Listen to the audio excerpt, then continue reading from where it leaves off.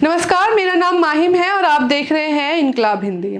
दोस्तों, आप सब जानते ही हैं कि इन दिनों देश की राजनीति किस मुद्दे को लेकर सबसे ज्यादा गरमाई हुई है। जी हाँ, वोट चोरी और एसआईआर यानी स्पेशल इंटेंसिव रिवीजन का मामला। विपक्ष से लेकर आम जनता तक सब यही सवाल पूछ रहे हैं कि आखिर चुनाव प्रक्रिया कितनी पारदर्शी है और मतदाता सूची कितनी सही है। इसी मुद्दे को लेकर 17 अगस्त को चुनाव आयोग इलेक्शन कमीशन ऑफ इंडिया की प्रेस कॉन्फ्रेंस हुई। वहां कई सवाल जवाब हुए और माहौल काफी गर्म रहा।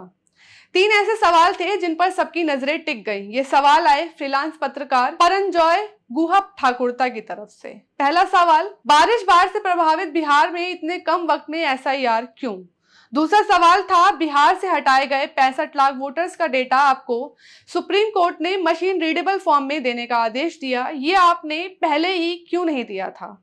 तीसरा सवाल, महाराष्ट्र में कथित तौर पर पहली बार इतने सारे वोटर्स जोड़े गए जबकि उनकी संख्या 18 साल के होने वाले युवकों से कहीं ज्यादा थी। इसका जवाब सीएम देवेंद्र फडणवीस दे रहे हैं। आप यानी चुनाव आयोग क्यों अब तक खामोश थे? इन सवालों को विपक्ष और पत्रकारों दोनों ने सही और जरूरी माना, लेकिन मुख्य चुनाव आयुक्त ज्ञानेश कुमार के जवाबों से ना तो पत्रकारों को और ना ही जनता को संतोष मिला। आइए हम आपको वो क्लिप दिखाते हैं जहां ये सवाल पूछे गए। परंजॉय गुहा ठाकुरता सर, फ्यू क्वेश्चंस। इतना हड़बड़ी में आपको एसआईआर करने का क्या जरूरत है जब बाढ़ चल रहे बिहार में, बारिश के समय, और समय बहुत लोग कह रहे हैं बहुत कम है। आपको सुप्रीम कोर्ट ने आदेश किया 14 तारीख के दिन, आपको मशीन रीडेबल जो 65 लाख लोग का नाम नहीं है तो आपको देना पड़ेगा। इससे पहले आपने क्यों नहीं दिया? आखिरी सवाल है कि महाराष्ट्र में जो 40 लाख नया वोटर आए हैं और लोग कह रहे हैं कि पहला बार महाराष्ट्र के इतिहास में, भारतवर्ष के इतिहास में वोटर ज्यादा और 18 साल उम्र के लोग कम, और 5 बजे के बाद बहुत लोग वोट दिया। तो ये सारे जवाब मुख्यमंत्री देवेंद्र फडणवीस दे रहे, राजनीतिक दल का नेता दे रहे, चुनाव आयोग अभी तक खामोश थे। क्यों?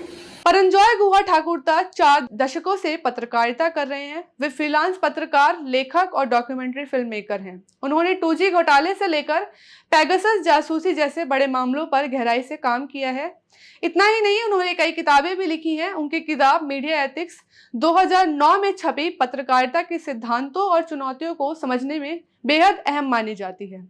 इसके अलावा उनकी किताब gas wars crony capitalism and the Ambanis 2014 में छपी कॉरपोरेट और राजनीति के रिश्तों पर गंभीर सवाल खड़े करती है। उनकी पहचान एक निर्भीक पत्रकार की है जो सत्ता से कठिन सवाल पूछने में कभी नहीं कतराते हैं। इस प्रेस कॉन्फ्रेंस के बाद सोशल मीडिया पर भी प्रतिक्रियाओं की बाढ़ आ गई। वरिष्ठ पत्रकार सबा नकवी ने ट्वीट किया, well done Paranjoy, but did you get a reply? जिस पर परंजॉय जी ने जवाब दिया, आई एम स्टिल सर्चिंग।